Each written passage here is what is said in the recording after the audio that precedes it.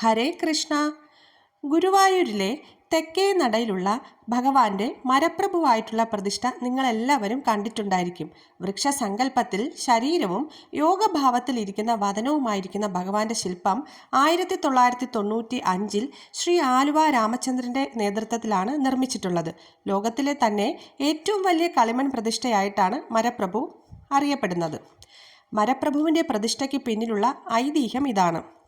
ഒരു നാൾ ക്ഷേത്രത്തിൽ വിഷ്ണു സഹസ്രനാമം ജപിച്ചുകൊണ്ടിരുന്ന പൂന്താനം പത്മനാഭോ അമരപ്രഭു എന്നതിനു പകരം പത്മനാഭോ മരപ്രഭു എന്ന് തെറ്റായി ഉച്ചരിച്ചു.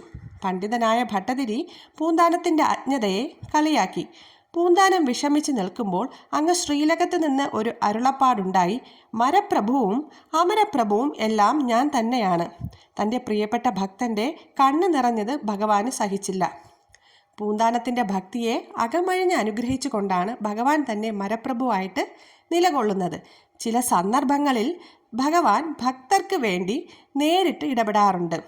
അതുകൊണ്ട് തന്നെയാണ് ഭഗവാനെ ഭക്തൻ്റെ ദാസൻ എന്ന് അറിയപ്പെടുന്നത്. അങ്ങനെ ഭഗവാന്റെ ഭക്തരായിട്ടുള്ള നിങ്ങളെല്ലാവരും കമൻറ്റ് ചെയ്യൂ. രാധേ രാധേ.